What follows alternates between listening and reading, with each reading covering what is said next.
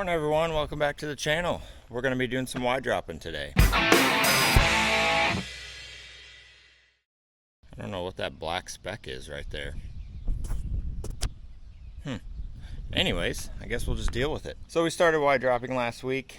Didn't get very far. We started on Wednesday. I got 68 acres done, and the radiator fan exploded on the sprayer. So that was shut me down pretty quick.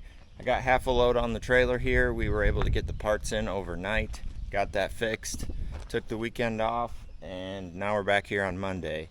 I am going to start out by putting our 3-inch pump on this trailer. We set up our new starter slash tender rig to run a 2-inch pump or a 3-inch pump. So we got that 3-inch that we got set over there by the water tanks that we fill up our spray trailer with. We're not using it right now while we're Y dropping, so I'm going to put that on here, and that way I'll be able to fill up quicker. It's a lot of filling Y dropping. In half-mile rows I can make, is it 3 rounds I think? 25 acres at a load roughly. Do variable rate, so it's around 25 acres. So a lot of filling. 3-inch pump should speed me up a little bit.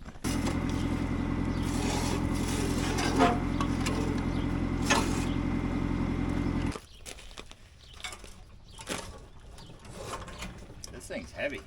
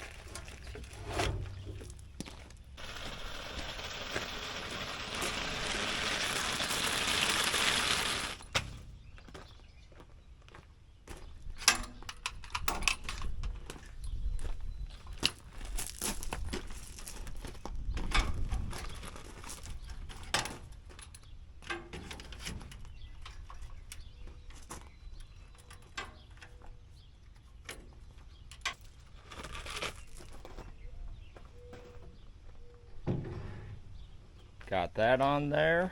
That should help speed things up a little bit. Let's head to the field. Forgot my coffee. Don't want to forget that.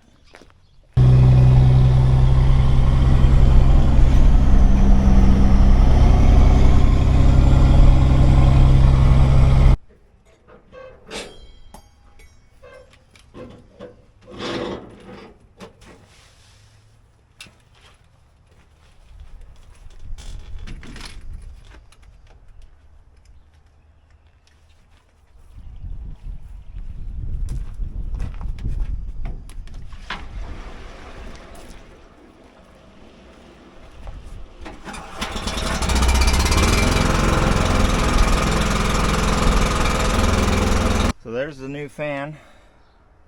I was working on a field just down the road, filling up here in this farmyard. This is my uncle's farmyard here.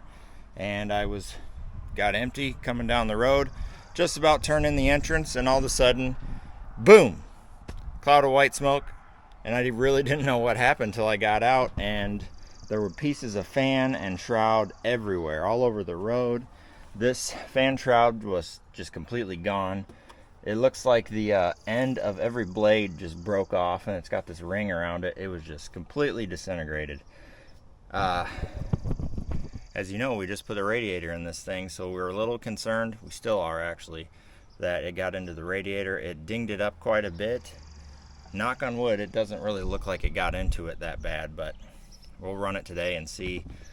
This is a Cat C7, and I was reading online that it's pretty common for this bearing here to fail. So if we get through the week or whatever, we might actually replace that bearing because it's a pretty common fail point. So I got to put a clamp on. Dad said when he was putting this intercooler clamp back on, it stripped out. So I'm going to rob a clamp off one of the 2-inch hoses down there that we don't need for right now because we got the 3-inch pump.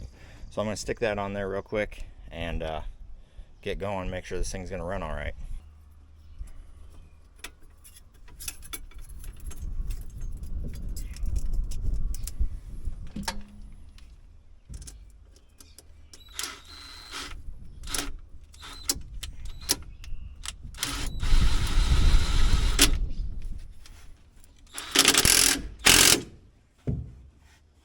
don't strip this one out now. There we go.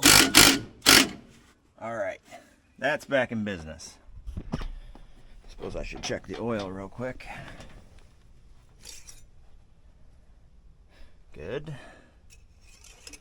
See, there's pieces of shroud just everywhere. We're gonna have to clean this thing out real good when we get done for the season. Start this thing up and make sure everything looks all right.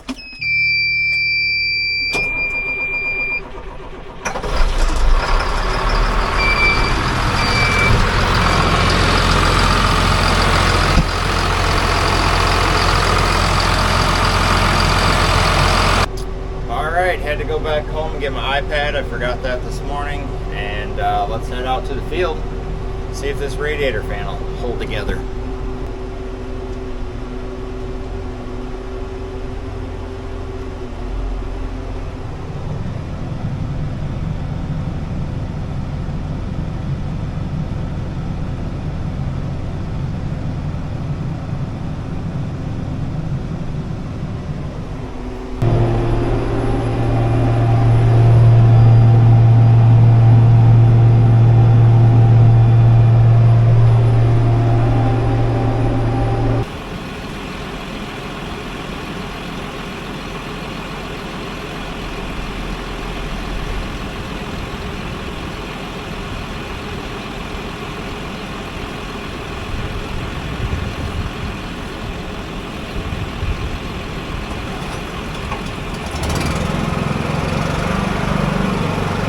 Filling up again for about the 4th time today.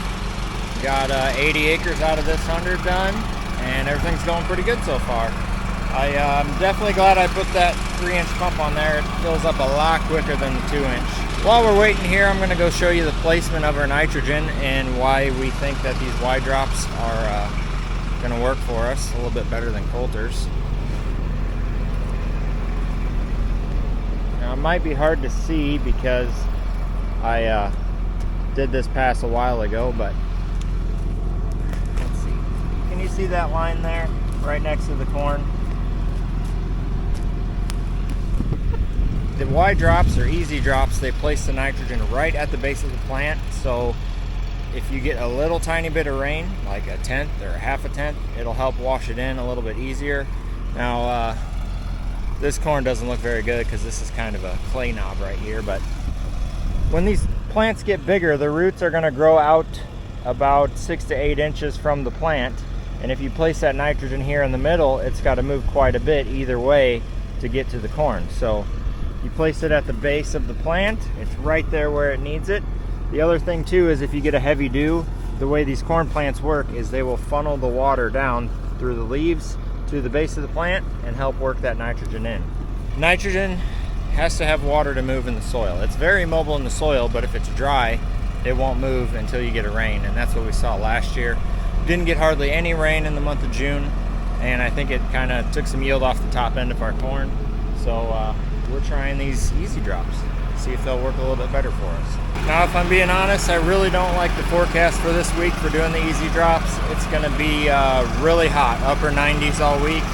Not much of a chance of rain, so we're putting a nitrogen stabilizer in to help keep that nitrogen around for a while, since it's going to be sitting on top of the soil.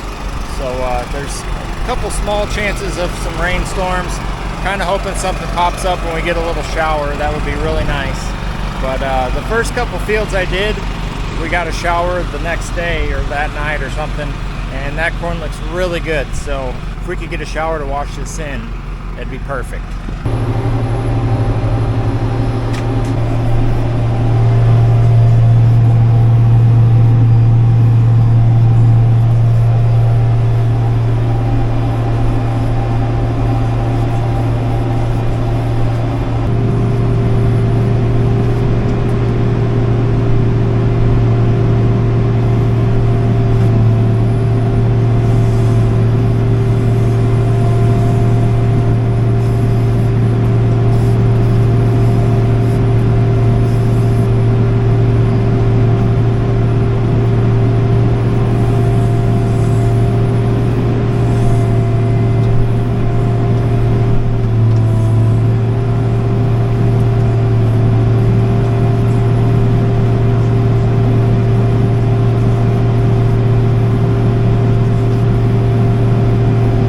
we're done.